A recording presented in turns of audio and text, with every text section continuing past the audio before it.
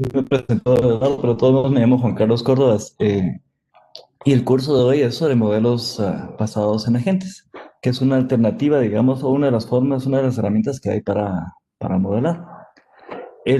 Todo el tema de sistemas dinámicos, vemos que ha sido un interés pues de casi que toda la vida, ¿eh? Cuando uno comienza viendo ciencias o creo que cualquier profesión que uno tenga, al final de cuentas está haciendo un estudio sobre sistemas dinámicos.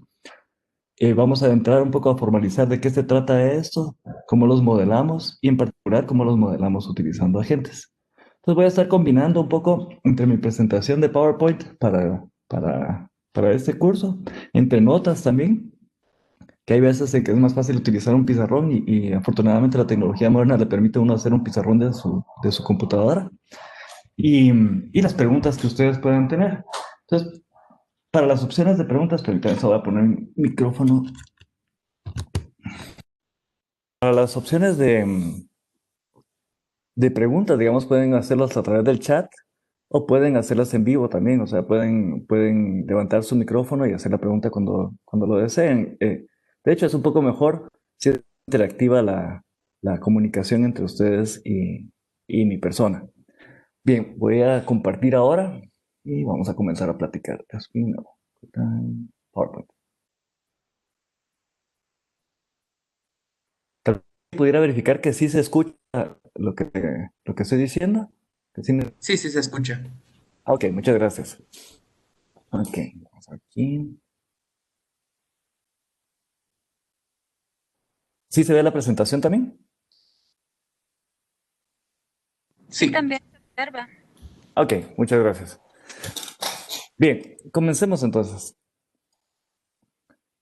Digamos, la primera de las cosas es por qué vamos a estudiar esto. Que digamos que cuáles son nuestras motivaciones para, para estudiar un tema en particular y en general y un tema en particular como el caso de modelos basados en objetos. Bien, yo creo que esto se resume a una necesidad de comprender la información que recibimos. Esa es una parte de lo que nos interesa. Validar esa información primero, creo yo, que es un problema que es cada vez más importante, porque ustedes se remontan a unos cuantos años atrás, se remontan a unos cuantos años atrás y lo que encuentran es que era difícil obtener información. La forma de realmente obtener información era ir a la biblioteca, estar ahí leyendo sus libros y consultando a profesores o a expertos en el tema. Eh, y de hecho, digamos, varios de nosotros hemos pasado horas, y creo que placenteras en la biblioteca, realmente aprendiendo cosas y en la quietud de un espacio agradable. Pero el Internet ha cambiado eso bastante y creo que en buena medida para bien. O sea, digamos, la disponibilidad de información ahora es alta. No es necesario tener demasiado dinero pues, para poder acceder a una biblioteca ahora porque ya todo está en línea. Y esas son de las cosas buenas que están ahí, pero por otro lado nos encontramos bombardeados, ya sea por los medios de comunicación o por el mundo de Internet o por las redes sociales, con un montón de información que la validez de esa información es cuestionable. Y parece ser que en el ser humano la parte de comunicarse no importa, es más importante comunicarse que qué es lo que se comunica aparentemente, porque si no nos explicaría la cantidad de información de poca calidad o de poco valor práctico, digamos, que se comunica por red. Y de ahí, peor, información que es, tal vez no es ni exacta en algunos casos y en otros casos malintencionada. Entonces, parte del asunto de entender las cosas o cómo funcionan las cosas o cuáles son los patrones generales que sigue algún fenómeno es para poder validar qué información es la que estamos recibiendo y cuando una información presenta un sesgo y podemos decir, no, aquí está pasando algo raro. Entonces, parte de nuestra intención es validar esa información. Otra es de plano comprender qué es lo que está pasando. En el caso, digamos, de la pandemia, hacia dónde puede ir, o sea, tratar de predecir cómo va a evolucionar el fenómeno si las condiciones no cambian. Y en algunos casos, pues, tratar de tomar acciones respecto a eso, digamos. Esas acciones pueden ser relativamente pasivas. No salgo de mi casa, utilizo mi mascarilla, tal vez. O tal vez están ustedes en posiciones donde puedan tomar decisiones de políticas de gobierno, por ejemplo, o en su empresa. Están pensando qué tipo de reglas pueden colocar para proteger a sus colaboradores y mantener funcionando al sistema. Pero eso no es posible si no comprendemos cómo funcionan las cosas. Y antes de eso, si no solo no comprendemos, sino que también no validamos qué información está disponible, qué información puedo creer. Eh, Entonces, creo que eso resume las cosas más importantes por las cuales estamos tratando de comprender, validar, comprender y tomar acciones y cómo hacerlo de una manera un poco, sin el un poco, de una manera más racional, diría yo, que es la presentación de modelos. Ustedes ya llevaron, probablemente ya pasaron por los cursos que se han dado antes en el taller, el de modelos compartimentados, y están con van a llevar el de estocástico seguramente también del doctor Morales. Y esto es parte de cómo comprender el fenómeno, cómo ver un fenómeno en general. Entonces, los fenómenos que nos interesan son lo que llamamos, en términos más generales, son lo que llamamos sistemas dinámicos. Entonces, es un sistema dinámico, un sistema contiene uno o más elementos definitivamente, o sea, no estudiamos sistemas que no contienen elementos, o sea, o eso sería muy breve, pues, no hay nada que aprender de algo que no tiene nada que enseñar. Entonces, un sistema dinámico contiene uno o más elementos que podemos distinguir. Ahora, ¿qué es un elemento? ¿Cuál es lo que podemos separar un elemento de otro? ¿Qué separa un elemento de otro? Realmente depende de nuestro interés, ya que es la parte en la que estamos afectados, digamos, y por lo tanto, qué es lo que nos interesa estudiar. Eh, digamos, si ustedes están en el negocio de hotelería, tal vez les interesa saber cuánto consume una persona promedio, cuál es la distribución de edades y cuáles son las preferencias según las edades o cosas por el estilo para poder proporcionar un servicio mejor. Entonces, están estudiando humanos, una población humana, para poder prestar un servicio en particular que satisface a esa población con dos beneficios realmente. Uno para el que recibe el servicio, que se siente cómodo en el lugar, y de plano el otro para el que presta el servicio que recibe una remuneración a cambio. Entonces, si esa remuneración probablemente le permite entonces pues vivir mejor o entretenerse mejor o hacer lo que elevar su calidad de vida. Entonces hay dos beneficios en este asunto. Pero es muy distinto el modelo que utiliza alguien para hacer planificación en hotelería del que haría un médico para estudiar cómo un patógeno se propaga dentro del sistema humano. Entonces ahí tienen que ver otra serie de cosas, digamos, cómo afecta, qué órganos se afectan o qué tipo de elementos produce o toxicidad tiene, etcétera. Hay una serie de cosas en las que el modelo de este humano cambia, ¿verdad? Sigue siendo una población también que les interesa seguramente ver quiénes son los grupos de riesgo. También les interesa ver tal vez en qué lugares geográficos están. Pero lo que voy es que el modelo, el sistema que estamos, a pesar de que estamos hablando de humanos en los dos lados, es bien distinto. Entonces, los modelos que utilizamos están basados o están estructurados de manera que pueden rendir respuestas para las preguntas que son de nuestro interés. Lo que consideramos un elemento es lo que vamos a decidir que va a ser el elemento básico o los elementos básicos que conforman el modelo y también depende de eso es parte de la estructura. Entonces depende de qué es lo que queramos estudiar o qué conclusiones queramos obtener del modelo.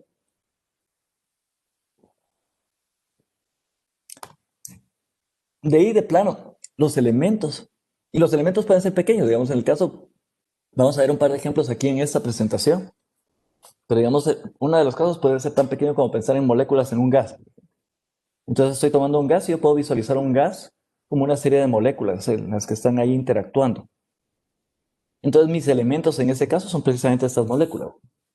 Pero puede ser cosas más grandes, digamos, puede ser entonces, digamos, los humanos. Estoy pensando en personas y estos van a ser mis elementos. Entonces el grupo de personas, cada uno considerado como un individuo, es un elemento.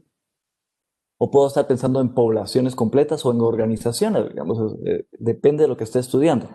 A nosotros probablemente nos va a interesar pues, ver humanos, ¿no? Ese es, de hecho, el ejemplo de los últimos ejemplos que tengo aquí con la presentación.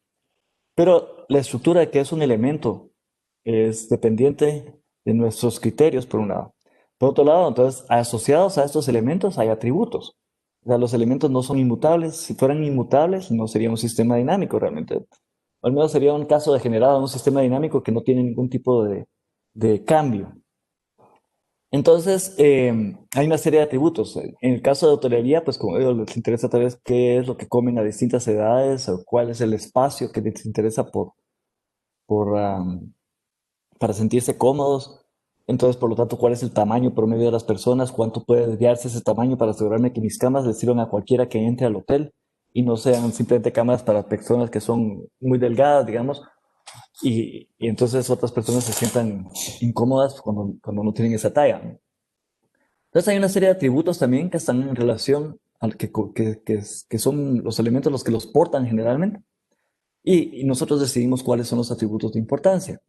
Probablemente no va a importar, eh, qué sé yo, digamos, el color el color favorito que tenga la persona, porque digamos puede ser muy distintos, a menos que eso sea una tendencia generalizada, en el caso de hotelería.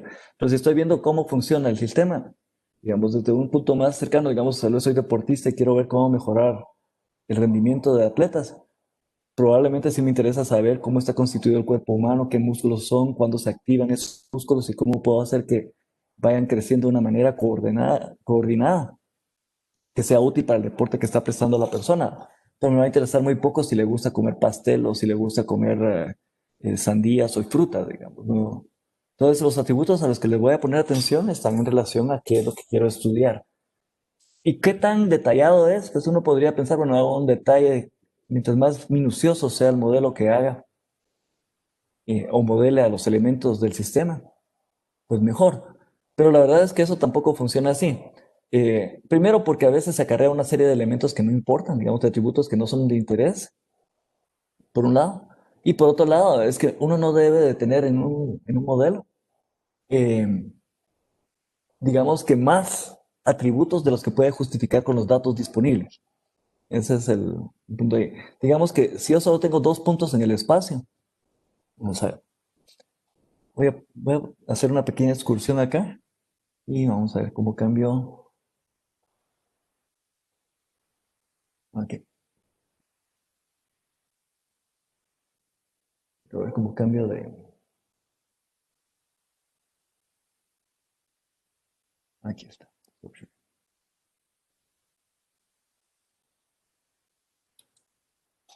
Y,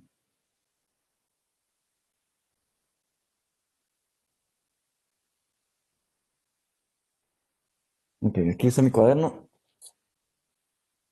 ¿Alguien me confirma que, que lo mira, por favor? Solo para asegurarme. Sí, ya se mira. Ok, gracias. Entonces decía, digamos, ustedes tienen un modelo. Entonces, no puedo darle a ese modelo, generalmente no es conveniente darle a ese modelo más atributos de los que puedo justificar con los datos o de los que puedo validar con los datos, es el asunto. Entonces, digamos que ustedes tienen aquí algo que evoluciona en el tiempo. Entonces, aquí es algo, no es importante, es algún, le voy a poner y es una función del tiempo. Entonces, ustedes, este es un proceso IDT, eh, y este proceso IDT, pues, cambia con el tiempo y ustedes quieren comprender mejor cómo funciona. Entonces, esta es alguna función, pero no tienen un acceso directo y eso es cierto para casi cualquier cosa. No tienen acceso a IDT en cualquier momento. Digamos, si ustedes están viendo eh, cómo evoluciona IDT, lo que están tomando realmente son muestras. Digamos, cómo crece una persona. Están pensando cómo crece esa persona y quieren ver cuánto va, que le están llevando el registro desde pequeños y están viendo cómo va esa persona y cuánto va a crecer para poder predecir qué talla de ropa le voy a comprar o qué tan grande va a ser cuando sea adulto, digamos. Entonces, para eso hay estudios, o sea, y vamos a ver cómo funciona eso también. Pero supónganse que ahorita se le ocurrió hacer este estudio en particular. Entonces, tiene un dato, aquí nació la persona, y cuando nació tenía unos pocos centímetros de tamaño. No sé exactamente cuánto será el promedio, pero digamos, cuántos centímetros de tamaño es lo que tiene cuando nació esta persona. Y después le tomaron una muestra al año. Entonces tengo aquí. Ese es mi siguiente punto. Y no tengo puntos intermedios. Cada año lo llevo a chequeo a este niño o niña. Y, eh, y tengo estos dos. Entonces, como les digo, estoy pensando como que si fuera la primera vez que alguien hace esto. Entonces tengo dos puntos acá, en esta, de mi fenómeno. Yo digo, bueno, yo sé que hay un teorema que me dice que prácticamente cualquier función que tenga ciertas, digamos que no sea tan mala, o sea, no se comporte muy mal, y esas son la mayor parte de funciones, puede representarse como un polinomio. Entonces yo puedo decir que y de t, y estoy estimando que y de t es igual a sub 0, que es la constante, más un a sub 1 por t, más a sub 2 por t cuadrado, etc. Entonces es un polinomio. Entonces, prácticamente cualquier función la puedo ajustar de esta manera. Entonces vengo yo y digo, bueno, entonces voy a hacer un modelo basado en un polinomio de este crecimiento, de este fenómeno, digamos, en este caso. Y bueno, y vengo y digo, bueno, voy a utilizar un polinomio de grado 4 porque seguramente un grado de 4 es más robusto, tiene más parámetros, puede capturar más del fenómeno. Pero el problema acá es que tengo un polinomio de grado 4 y entonces tendría que ser a sub 0, lo voy a limitar a 4 acá, entonces a sub 1 t más a sub 2 más a sub 3 tq más a sub 4 cuarta. Entonces, esto implica 5 parámetros, le llamamos. Porque estos parámetros son incógnitas, y, pero una vez las fijamos, una vez las obtenemos, ya no cambian.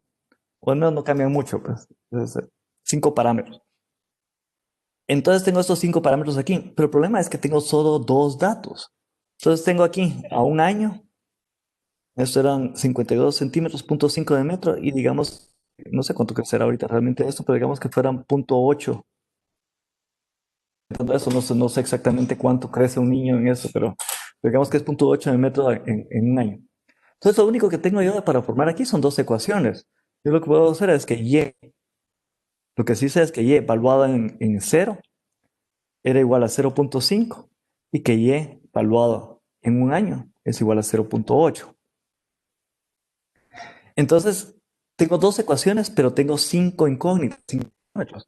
Entonces, no es realista hacer un modelo que tenga 5 parámetros cuando solo tengo 2 ecuaciones. El número de datos que tengo aquí es muy poco como para justificar estos 5 parámetros. Entonces, los 5 parámetros quiere decir que aquí tengo una gran libertad. Puedo escoger un montón, hay un montón de formas de satisfacer estas dos ecuaciones con 5 parámetros. No hay una única forma de hacerlo. ¿Y cuál es la mejor? No tengo ningún criterio acá. Pero a medida que va creciendo este niño, entonces quiere decir que al principio hice este modelo y este modelo me permite predecir que el niño tenía 0.5 cuando tenía 0 y tenía 0.8, y también me puede interpolar. Me dice cómo podía haber sido los valores que tenía de altura en tiempos intermedios, y también me permite extrapolar. Extrapolar es para acá y de aquí para acá estoy interpolando. Pero a medida que voy tomando más medidas, pasa el tiempo, dos, etcétera, etcétera. Entonces tengo otra serie de puntos acá, aquí. Y eso sí ya me permite. Entonces, cuando tenga más de 5 puntos, podría en principio tomar por lo menos, cuando tenga más de 5 puntos, podría hacer en principio este polinomio de orden 4 que tengo acá. Y, y así voy mejorando. Yo puedo hacer que exactamente, si tengo suficientes datos, si tengo suficientes datos a disponibilidad, siempre puedo construir un polinomio que le pegue a todos esos datos. Siempre. Pero eso no quiere decir que también eso sea una forma correcta de hacer la estimación. Porque hacerlo de esa manera lo que le involucraría es lo que se llama sobreajuste. No puedo extrapolar esa información y no puedo esperar tampoco que la interpolación sea buena. Todo lo que se hace aquí es que tengo un montón de datos, no solo de un niño, sino de un montón de niños, y eso da una nube. Y basada en la forma de esta nube es que hago la interpolación. Pero lo que iba con todo esto es que cuando yo exige una cantidad de atributos, en este caso lo que está formando parte de esos atributos podrían ser estos parámetros, debo asegurarme de que tengo suficientes elementos como para poder determinar cuáles son esos atributos, ya sea porque los mida directamente o porque tengo una forma de estimar esos atributos. Y eso, después de todo, tiene que reflejarse en los datos o provenir de los datos que estoy manejando. Entonces, hacer modelos súper exactos, digamos, en términos de que tienen hasta cuántas arrugas tiene y cuántos pelos tiene uno en la cabeza, no es útil generalmente porque no tengo suficientes datos para poder justificarlo. Uno. Y en otros casos no es útil porque simplemente no tienen incidencia sobre qué es lo que quiero que el modelo me conteste. Entonces voy a regresar a la otra pantalla y vamos a ver cómo está. Share.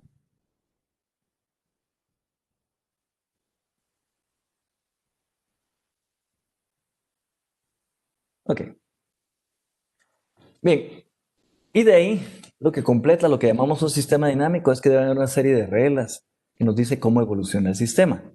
Entonces un sistema dinámico cambia y ese cambio puede ser en función de un parámetro, una variable, que le llamamos la variable independiente o el parámetro independiente. Pero generalmente es el tiempo. O sea, generalmente nos interesa ver cómo evoluciona un sistema en el tiempo.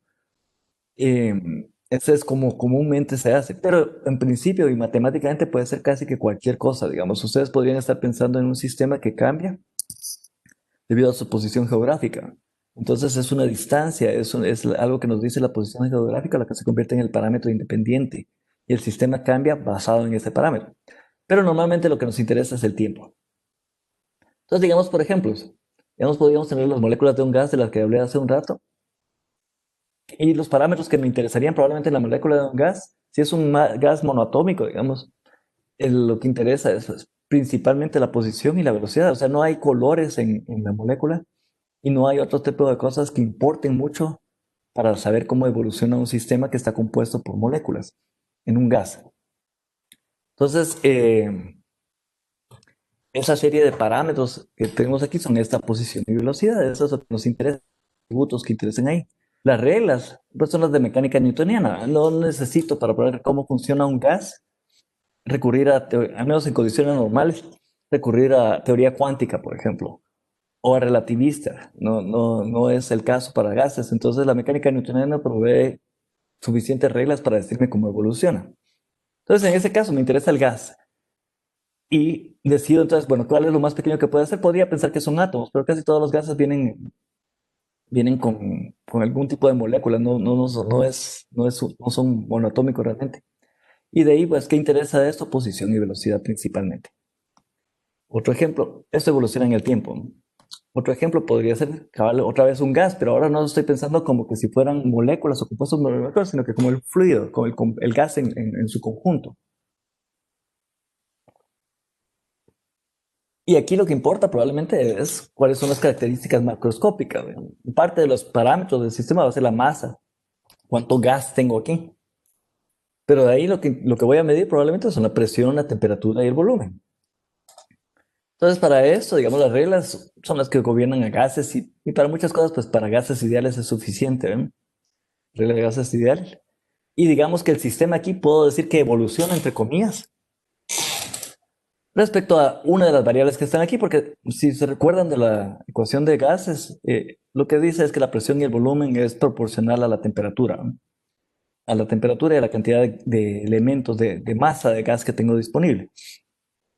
Entonces, si a mí me interesa ver cómo funciona o cómo cambiaría el sistema cambiando la temperatura, entonces mi variable independiente se convierte en la temperatura.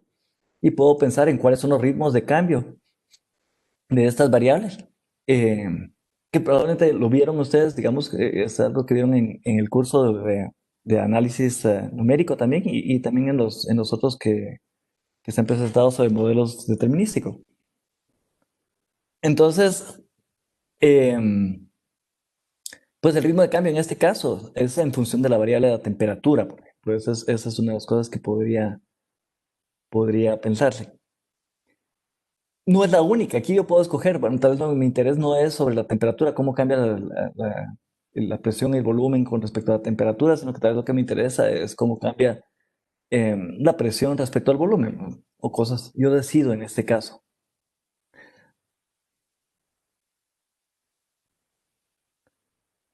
De ahí tengo tres, digamos, las personas en una población podría ser, el estado de salud, eso ya nos lleva más cerca de lo que está motivando a este taller. Y de ahí cómo se transmite una enfermedad. Este constituye un sistema dinámico. Entonces, pero es distinto, ¿no? La naturaleza de ese sistema es distinta a la de los otros. Aquí estoy viendo otro tipo de aglomeración, ya no estoy pensando en las personas como conformadas por moléculas, estoy viendo la persona completa. De hecho, de la persona probablemente solo me interesa cómo está en estado de salud y tal vez algunos datos extra, porque podría ser que nos interese o sea, la edad de la persona eh, o la geografía. Pero ya estoy viendo desde otra lente. Y las reglas acá, las formas de transmisión de una enfermedad. Entonces ahí ya lleva otra cuestión. Bueno, probablemente todas las partículas van a obedecer a reglas bien. digamos que ya sea de mecánica newtoniana y de mecánica cuántica probablemente, pero no vamos a modelar la transmisión de una enfermedad tan bajo nivel. O sea, parte tiene que ver con una descripción de ese tamaño. Si yo decidiera decir, bueno, total, los seres humanos están hechos por moléculas y entonces las voy a modelar todas las moléculas y después lo que resulta y ya lo miro qué pasa y qué es lo que pasa con el humano.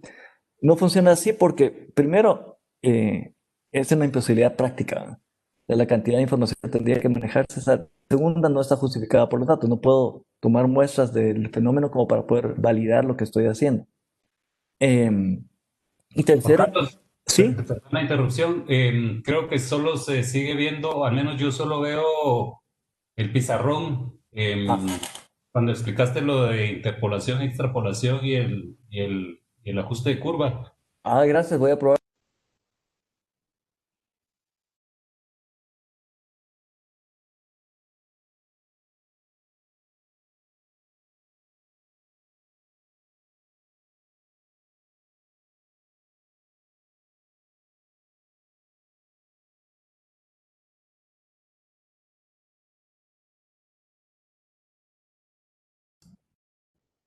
Ahora sí, gracias.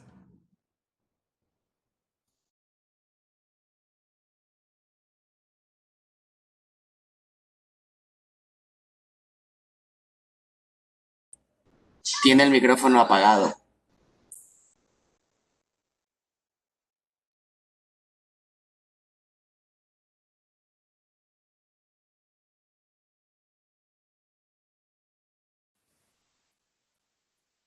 Ok, no sé en qué momento se apagó. ¿Ahora sí me escuchan?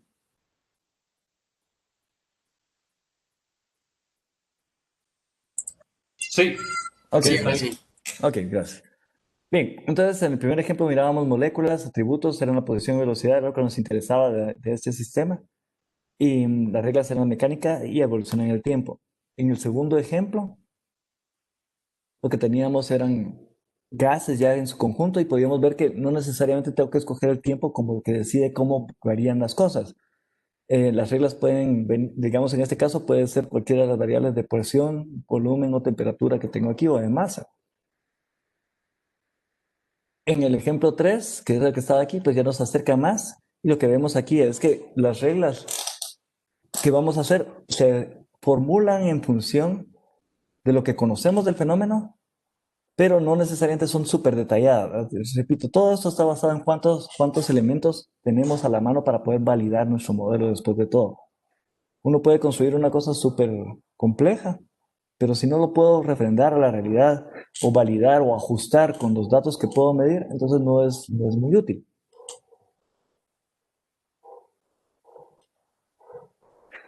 Bien, entonces, ¿qué es lo que estamos haciendo cuando hacemos una modelación matemática? Pues ya prácticamente hemos platicado de esto, pero ahorita lo vamos a colocar en forma explícita. Lo que estamos haciendo es una abstracción del fenómeno. Modelar a alguien o a algo no es llevarle la pista a todas las cosas que tiene esa persona o ese algo. Es hacer una abstracción de qué es y bajo qué contexto me interesa analizar ese fenómeno. Entonces, en el caso de las moléculas eran dónde están posiblemente posición y velocidad. En el caso del gas son variables macroscópicas, ya como un gas completo. Y en el caso de personas, bueno, está sano, si fue expuesto a la enfermedad, si fue expuesto a la enfermedad, por ejemplo, si está infectado ya en la parte donde efectivamente está infectando. Y después de eso, digamos, si se recupera o si muere, por ejemplo. Entonces, esos son los modelos precisamente SEIR, SIRM. Pero si decido incluir o no una etapa de si está expuesto antes de la etapa de estar infectado, depende. O sea, puedo justificar esa etapa, por qué es necesario, qué cambios introduce esa etapa y si pueden los datos justificarla. ¿Va? Entonces, la complejidad del modelo está basada son dos cosas a la mano. ¿No? Uno es qué es lo que quiero estudiar y dos, qué información tengo para estudiarlo.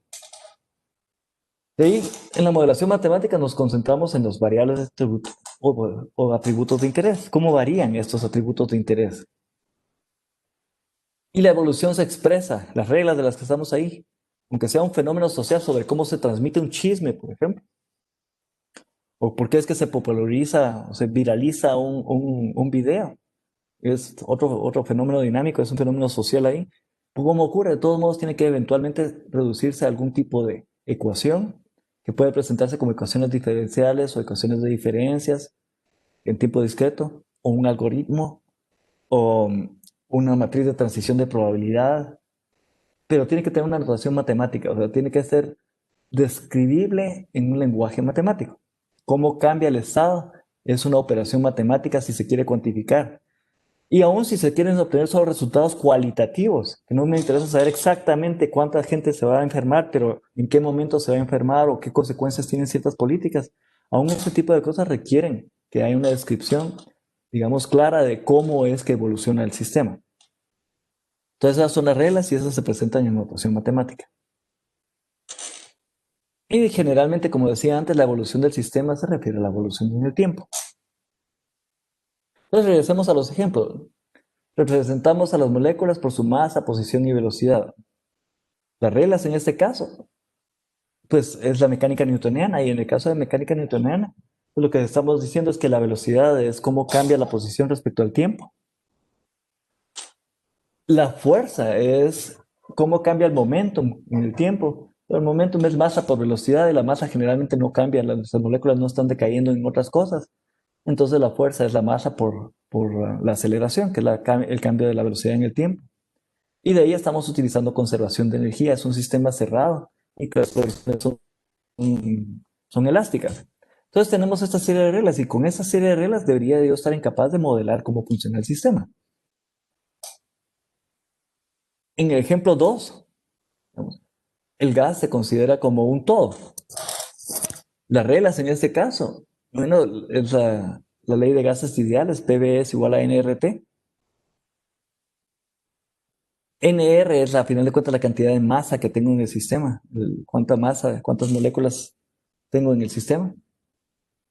Y la presión y el volumen entonces es proporcional a la cantidad de masa que tengo más la temperatura, por la temperatura.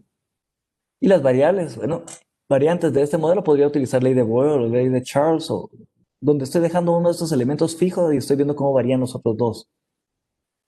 Pero ahí tenemos, bueno, si estoy utilizando la temperatura, por ejemplo, yo podría pensar, bueno, entonces, ¿cómo varía la presión con respecto a la temperatura si dejo el resto constante? Entonces tengo algo así como una ecuación diferencial. De hecho, es una ecuación diferencial, pero en lugar de expresarla en el tiempo, la tengo en la temperatura. La derivada de la presión en el tiempo es igual a NR partido B.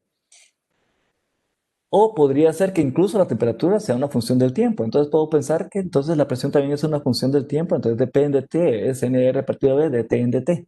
Pero aquí hay que tener cuidado también sobre cómo hacen una modelación y por qué es que no se hacen modelos al azar, digamos, no existe un software para hacer modelos y que uno siempre modele metal enfermedad. O sea, sí se requiere cierto conocimiento para hacerlo, porque, digamos, ya sea en esta, cómo varía la presión con respecto a la temperatura, o en esta otra, donde cómo varía la presión con respecto al tiempo.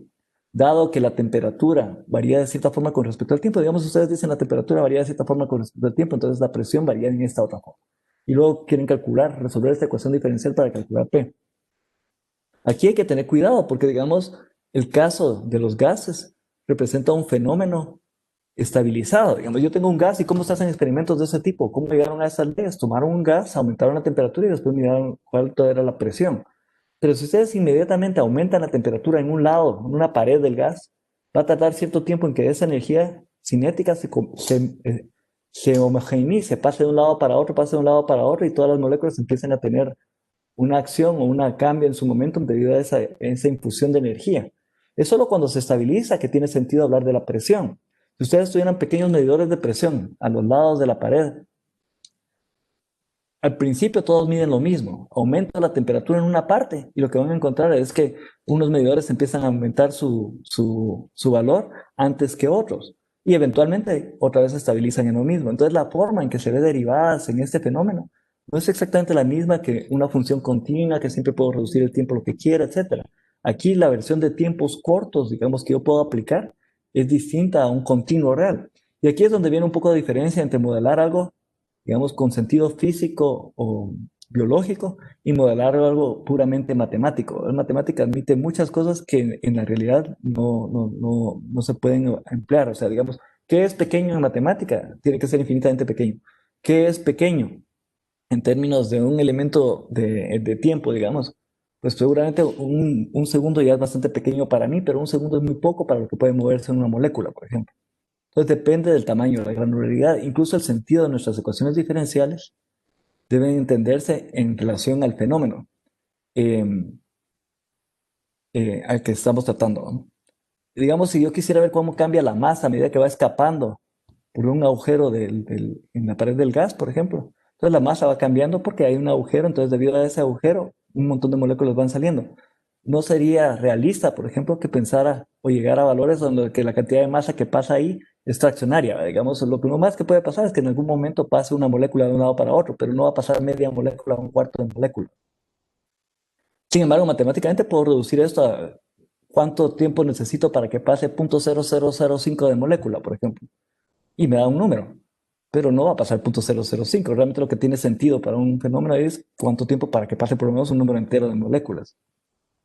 Y en el ejemplo 3, voy a poner este que es de los que vamos a tratar el día de mañana, es de humanos y mosquitos. En este caso, digamos, porque es relativamente fácil entenderlo, siento yo, e introduce varias de las ideas que quiero. En este caso, el atributo es alguien fue picado por un mosquito y puede ser que resulte infectado, digamos, de malaria o no. Entonces, las reglas acá las puedo formular al menos comprensiblemente de esta manera. Si un mosquito infecta o pica a un humano, infectado pica a un humano, tiene alguna probabilidad de transmitir la enfermedad. Bueno, esa probabilidad va a ser uno de los parámetros del sistema. No es lo que estoy interesado en ver cómo evoluciona el sistema, porque la probabilidad de que un mosquito infectado infecta a un humano que lo picó prácticamente es una constante, ¿no? Entonces, seguramente depende de la especie del mosquito, pero no de nada más. O sea, no depende ni siquiera de cuántos mosquitos hay. La probabilidad que dado que me picó un mosquito, yo resulte enfermo, solo depende probablemente del tipo de mosquito, el tipo de enfermedad tal vez, y tal vez algunas características genéticas mías, pero, pero no depende de la cantidad de mosquitos. O sea, la probabilidad de que yo resulte infectado, en general, sí va a depender de cuántos mosquitos me piquen, ¿verdad? Bien, pero la cosa es que tengo un parámetro aquí que tengo que modelar, que es cuál es la posibilidad de que dado que un mosquito me infectó, me picó y que estaba infectado, que yo resulte infectado también. Por otro lado, también los mosquitos resultan infectados porque no es que otros mosquitos los piquen a ellos, sino que ellos, a final de cuentas, chupan sangre de un anfitrión que ha sido infectado antes. Entonces ahí hay otra probabilidad que tiene que ver, bueno, si un mosquito, un humano infectado, ¿cuál es la probabilidad de que el mosquito se convierta en portador? Entonces mi interacción empieza a tener forma acá, ¿no? En este caso, digamos, tengo humanos por un lado, mosquitos, y tengo dos condiciones: estar sanos o infectados, y eso va para ambos casos. En el caso de sanos, mosquitos que no han sido infectados no portan la enfermedad. Infectados son mosquitos que probablemente no van a morir por la enfermedad, van a morir por otras causas, pero no por la enfermedad, pero sí son portadores. Entonces esto define 4 compartimentos. En ese caso, naturalmente salen 4. O sea, tengo una población de humanos por un lado, tengo una de mosquitos por otro, y pueden estar en 2 estados cada uno.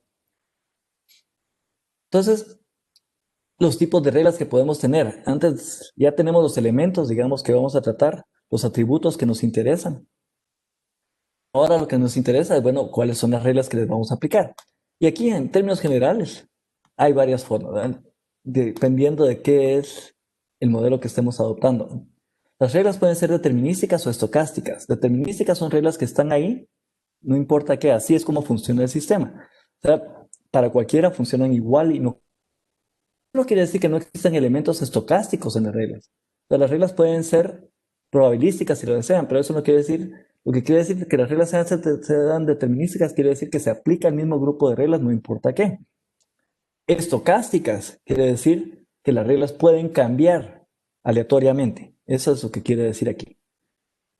Tipos de modelo. Hay compartimentados, hay otras formas en las que no son compartimentados. Esos compartimentados es en el sentido en que lo han expuesto ya anteriormente en los otros cursos que se han dado ya en el taller, en el que hay una serie de ecuaciones diferenciales o de diferencias que lo que dividen es a la población, que explican cómo cambia la población o el estado de la población entre lo que llaman un compartimiento, un estado a otro estado a otro estado. Hay otras, no es la única forma de modelación, hay cadenas de Markov en el que nuevamente tengo una serie de estados acá, pero la forma en que evoluciona no está gobernada por directamente una ecuación diferencial, sino que lo que está haciendo es una probabilidad. O sea, me está diciendo cuál es la probabilidad de que yo esté en un lado y espontáneamente aparezca en otra parte. Y está esta de modelos basados en agentes. En modelos basados en agentes lo que vamos a pretender hacer es realmente simular los agentes, los elementos, en este caso los humanos y los mosquitos, por ejemplo. Los voy a tratar de simular a esos y ver cómo interaccionan entre sí y después, a partir de los resultados de esa simulación, pues obtener, digamos que viendo los resultados, obtener conclusiones. También puedo ver cómo evoluciona en el tiempo cada uno de estos. Pues en cada momento dado yo puedo ver cuántas personas estaban en un estado en particular, cualquiera que sean los modelos que nos están interesando acá. Porque todos estábamos estudiando mosquitos y humanos, digamos. Después tenemos según el tiempo. El modelo puede ser tiempo discreto, en el cual yo estoy viendo cuál es la población en un tiempo, cómo son los estados, dónde estaba ubicada esa población, cómo está distribuida en, por ejemplo, infectados y no infectados. Y cómo estaba un tiempo después, al día siguiente, cómo ha cambiado la cantidad de infectados y no infectados, al día siguiente, cómo ha cambiado la cantidad de infectados y no infectados y sucesivamente. Entonces, cuando se hace así, que es un día, otro día, se dice que es en tiempo discreto. No se permite averiguar, digamos, bueno, si ahorita tengo 5 personas infectadas y 3 no infectadas, ¿cuánto tengo un segundo después? ¿No? Mi granularidad en este caso es de un día y solo tiene sentido preguntar dentro de un día. Un poco como el interés en su banco, ¿no? Les hacen intereses anuales o les hacen intereses por capitalización mensual. Pero en cualquier caso no les hacen capitalización continua. No miran ustedes cómo está su dinero ahorita y después chequean otra vez la página del banco y miran cómo ha cambiado porque ya pasaron 5 segundos. Eso no pasa. Ahí es un sistema discreto. Y después tenemos pues los de tiempos continuos en los que sí tiene sentido preguntar qué es lo que pasa cada segundo. Ahora, naturalmente, digamos, podría pensarse que ciertos fenómenos, es particularmente que digamos esto, digamos, estoy viendo cuántos infectados y no infectados hay, probablemente tiene sentido hacer eso cada vez que puedo hacerle pruebas a la gente, o por lo menos cada día, digamos, no voy a estar haciéndolo cada media hora, aunque pudiera, no lo voy a estar haciendo cada media hora. Entonces, digamos que hay ciertos fenómenos que uno podría pensar que naturalmente se prestan para ser descritos en tiempo discreto. Sin embargo, muchas veces se opta por descripciones en tiempo continuo pensando que podrían haber 5 personas infectadas, por ejemplo, que no tiene sentido, ¿no? Yo no puedo agarrar una persona medio infectada o no, pero se opta por este tipo de descripciones porque primero la cantidad de los números de los que estamos hablando es muy grande. Entonces, realmente uno puede obviar esas pequeñas imperfecciones de si 0.5 más o 0.5 menos, eso no importa mucho. Pero segundo, y tal vez más importante, es porque muchas veces es más fácil resolver un sistema de tiempo continuo que un sistema de tiempo discreto. Entonces es por facilidad matemática también y no influye mucho, o sea, digamos, no hace mucha diferencia con respecto a los resultados que tendría si lo hicieran en sistemas discretos. Entonces parte de la cuestión aquí es, aunque algunos fenómenos no son continuos, no son de naturaleza continua, se pueden tratar como que si fueran de tiempo continuo, porque es más fácil hacer la matemática del asunto y hacer predicciones respecto al sistema o tratar el problema que hacerlos en tiempo discreto. Esa es una de las posibilidades ahí. Otros fenómenos son naturalmente de tiempo continuo. Como si una partícula va de un lado para otro. Ese es un fenómeno absolutamente de tiempo continuo. Y en ese caso, tiene sentido derivar cuánto estaba la partícula en el tiempo cero y dónde estaba en el tiempo 0.001, después 0.00003, lo que fuera. Puedo preguntar eso y tiene sentido preguntar eso, a menos que las partículas sean muy chiquitas y el sistema sea muy pequeño y tengamos que hablar de mecánica cuántica. Pero también ahí a veces uno puede decir, pero ¿sabe qué? A pesar de que puedo hacer esto, realmente solo me interesa ver la partícula cada segundo, dónde está cada segundo. Entonces, y eso tiene sentido para una computadora, porque una computadora a final de cuentas es discreta, entonces no puede hacer cualquier cálculo para cualquier momento, le tomaría infinito tiempo. Entonces sí tiene que discretizarse el fenómeno para poder tratarlo en algunos casos también. Ahora chequemos esto, digamos, en nuestro caso de mosquitos, voy a terminar justo donde quiero terminar para el día de hoy. En nuestro caso de mosquitos, digamos, tenemos varias formas de plantear el modelo. Entonces voy a hacer aquí una pequeña recapitulación de algo que hablaron los doctores Pasos y Morales y creo que también la licenciada de análisis numérico, se me escapa el apellido ahorita, pero sé que es Vivian. Em, digamos, en este caso, nuestro interés se refiere a una población de humanos y una población de mosquitos y cómo interactúan. Por ejemplo, yo tengo un cuarto y quiero saber cómo van a resultar infectadas las personas en existe cierta cantidad de mosquitos ahí. De plano va a depender de cuántos humanos hay originalmente en el cuarto, cuántos mosquitos hay en el cuarto. Esas son las poblaciones que tengo originalmente. Y para mi estudio, pues nadie sale del cuarto. Todos los mosquitos viven aquí, nadie mata mosquitos y los humanos tampoco salen del cuarto acá. Entonces las poblaciones de mosquitos y humanos son constantes, pero la forma en que pueden estar, digamos, en sanos, que son el subíndice S que aparece acá, o infectados, que es el subíndice I que aparece aquí, definen entonces 4 distintos compartimentos. Este es entonces H sanos, el humano sanos, humanos infectados, mosquitos sanos, mosquitos infectados. Y estamos tratando de empezar a hacer un modelo. Pero no es el de basado en agentes. Solo voy a ilustrar cómo haría esto si quisiera hacerlo con un modelo compartimentado. Entonces, veo que lo que va a pasar es que la población de humanos, los que estén sanos, eventualmente algunos se van a infectar y van a pasar a este compartimento de infectados. Va a haber alguna forma, alguna función alfa que va a determinar cómo hace esta transición, qué tan fácil es esta transición. Este alfa de plano va a depender de cuántos mosquitos hay. Y no de cuántos mosquitos sanos, porque si hubiera mosquitos sanos no importaría. Me pueden picar y no me van a transmitir ninguna enfermedad. Va a depender este alfa, va a ser una función del número de mosquitos infectados. Entonces este alfa me dice cómo cambia de este lado a este otro lado a infectados, pero de plano estoy esperando que este alfa dependa de la cantidad de mosquitos infectados que existen. Después me puedo recuperar. Entonces, ¿qué tanto me recupere acá? Va a depender de un beta, y este beta es el que llamaron, por cierto, si no recuerdo mal, es el que está haciendo el papel de gamma en el modelo de SEIR. Está en proporción a cuál es la probabilidad de que un humano pase, cuál es el tiempo de recuperación. De hecho, está en el inverso del tiempo de recuperación aquí. Entonces, mientras más bajo sea, más grande sea el tiempo de recuperación, más pequeño es beta, lo que quiere decir que es más difícil que pase de aquí, de infectado, a nuevamente sano. Pero existe, y la interacción está dada por este beta. Eso no depende de los mosquitos, eso depende de la enfermedad. Entonces, para nuestros propósitos, esta sí es una constante. Después tenemos algo similar aquí abajo. Los mosquitos pasan de población sana a población infectada, con un factor gamma acá. Esta población, este gamma, va a depender de alguna condición inicial, si hay algún mosquito que tenía infección o algún humano que tenía infección, porque este gamma va a depender de cuántos humanos hay que estén infectados. O sea, un mosquito solo puede pasar de sano a infectado si picó a un humano que estaba infectado. Entonces, este gamma no es una constante en este caso. Este gamma va a depender de esta cantidad HI que aparece aquí, del número de personas que están infectadas, que están acá.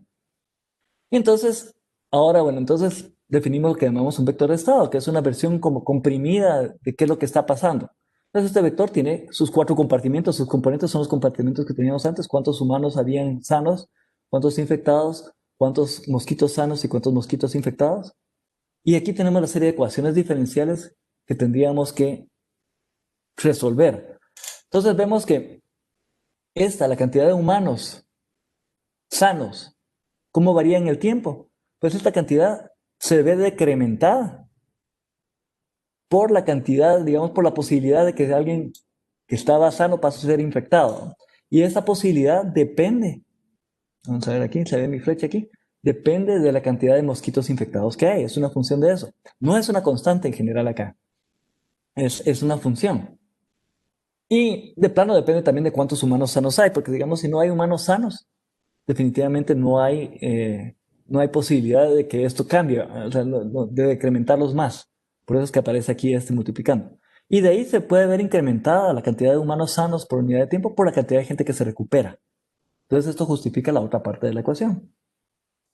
Entonces ahora la siguiente regla es ¿cuánta cantidad de humanos infectados hay? Bueno, esta se ve incrementada por la cantidad de humanos que pasaron del estado sano al estado infectado. Y por eso es que se repite ese término, el primer término acá, pero con el signo contrario. Aquí está indicando que aumenta la población de infectados, de humanos infectados. Pero se ve reducido por la cantidad de los humanos que se recuperan. Entonces, por eso es que aparece el negativo del anterior. Y en la cantidad de la población de mosquitos, pues lo que tenemos es que la población de mosquitos disminuye en el tiempo realmente únicamente porque la única posibilidad es que pasen de sanos a infectados. Y esa disminución, ¿cuántos pasan de sanos a infectados? Es proporcional a cuántos sanos hay. Si no hubieran sanos, no hay ninguna disminución. Entonces es proporcional a cuántos sanos hay, pero también proporcional a cuántos humanos infectados existen. Entonces, en general, estas no son constantes, son funciones de las otras y están interrelacionadas. De ahí, ¿cómo cambia la cantidad de mosquitos infectados con respecto al tiempo? Esta solo puede aumentar porque este compartimiento solo tiene una flecha que va hacia él.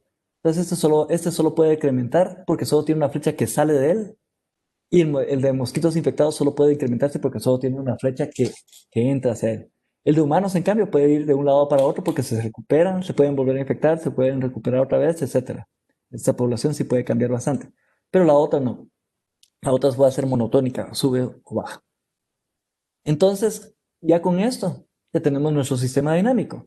Tenemos algo que me dice cómo cambia el estado en función del tiempo. Y esa función la puedo escribir así. La otra forma en que puedo ver esto es como aquí se fue antes de tiempo lo que quería, como un modelo de Markov, y con esto voy a terminar la exposición de hoy porque ya nos queda entonces cómo hacerlo como agentes para mañana directamente. Pero en un modelo de Markov, lo que tengo son los mismos compartimentos originales, pero ahora este alfa representa la probabilidad de que un humano sano pase infectado. Este alfa necesariamente tiene que ser es una función de MI, del número de mosquitos infectados, porque de lo contrario significaría que uno se infecta espontáneamente y no es el caso. De ahí existe una probabilidad beta de que pase al estado otra vez de recuperado. Pero ahora agregamos estas otras flechas. ¿Qué quiere decir? Si no he sido infectado, si mi probabilidad de ser infectado es alfa, mi probabilidad de no ser infectado es 1 menos alfa. Entonces eso me permite quedarme en ese estado. La probabilidad de quedarme es 1 menos beta, entonces me permite o hace que me quede en el estado infectado. Si no me he recuperado, yo no me recupero con una probabilidad de 1 menos beta. En el caso de los mosquitos, pasan con una probabilidad, ahora gamma es una probabilidad, esta probabilidad depende del número de humanos infectados, pasa con una probabilidad gamma MI, pero con una probabilidad de 1 menos gamma se mantiene en el compartimiento de sanos. Mientras que si estoy infectado como mosquito, una vez infectado, la probabilidad de que me quede infectado es 1, es 100%. Entonces, nuevamente mi vector de estado tiene esta forma. Y mi matriz de transición es esta. La parte de arriba representa el estado actual y las filas representan el estado siguiente. Entonces tengo una probabilidad, si estoy sano, de mantenerme sano, una probabilidad 1 menos alfa, que es una función del número de humanos, aquí está mal, del número de mosquitos infectados. Este debe ser MI y lo voy a corregir. De ahí tengo una probabilidad de pasar a infectados, una cantidad de alfa, que es una función no de HDS, de MI, aquí hay un error. Y de ahí, de pasar a recuperados, si estoy infectado, recuperados beta, 1 menos beta, esta tabla representa una matriz de transición. Y las reglas son que cómo cambia el estado en cada tiempo es una función de cuál era el estado en el tiempo actual. En el tiempo siguiente va a ser el estado en el tiempo actual por esta matriz de transición. Y es otra forma de formular el proceso. Ahora dejamos para mañana el proceso de cómo hacerlo en modelos basados en agentes. Si existiera alguna pregunta, con mucho gusto la respondo.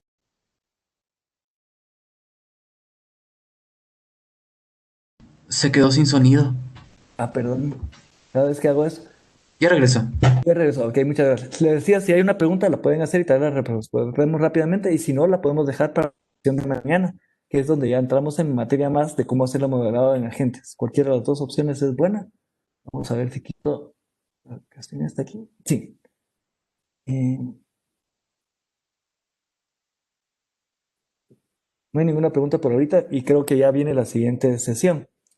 Entonces, lo dejamos así por hoy. Los espero mañana para terminar el asunto y ya mañana vemos cómo modelamos eso. Ya vimos cómo lo modelamos con ecuaciones diferenciales, cómo modelamos este fenómeno con elementos probabilísticos y mañana lo que vamos a hacer es cómo formulamos esto en términos de modelos basados en agentes. Muchas gracias por su atención y buen día.